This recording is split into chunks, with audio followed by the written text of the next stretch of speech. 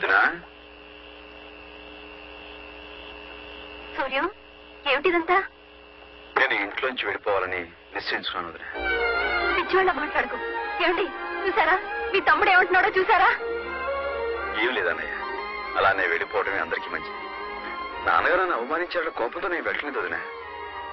మా దృక్పథాలు కలవనప్పుడు మేము వేరుగా ఉండటమే మంచిది. నా మూలంగా నాన్నగారికి మనశ్శాంతి, ఆరోగ్యం దెబ్బతినకూడదు. అది కాదు బాబు. దయచేసి నన్ను ఎవరూ ఆపడానికి ప్రయత్నించకండి. మీరు సంతోషంగా పంపితే నాకు అదే తృప్తిగా ఉంటుంది.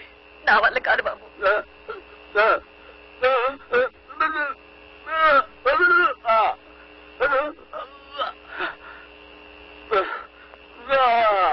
ఏమండి, ఏమిటండి?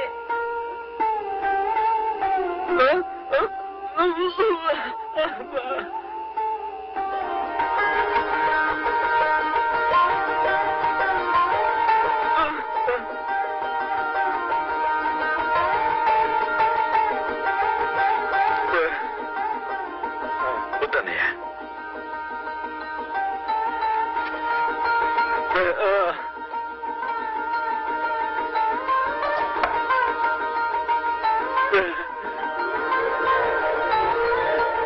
అన్నయ్య, నీ నాదస్వరంలో నా కోసం ఒక్క రాగం లేదా?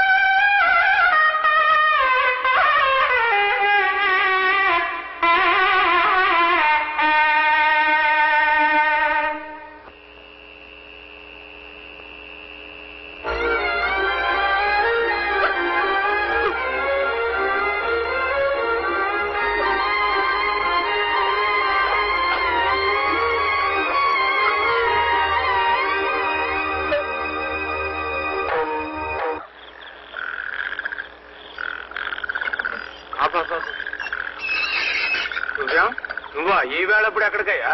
ఏం లేదు సార్, కొంచెం పని ఉండి. ఆ పనేదో రేపు చూసుకోవచ్చు కానీ ఇంటికి పోదాం రా. అది ఏం మాట్లాడుకురా.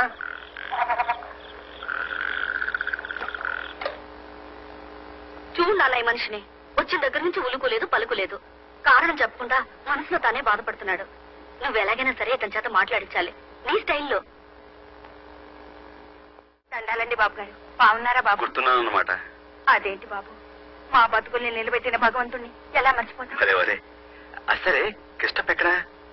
ఆడిక్కడ ఎందుకుంటాడు బాబు గారు? కళ్ళు పాకల్లో దొల్లుతూ ఉంటాడు. కళ్ళు పాకలోనా? అదేంటి, ఇంత ప్రమాదం జరిగిన తర్వాత కూడా తను ఇంకా తాగుడు మానలేదా? ఎంత ప్రమాదం జరిగినా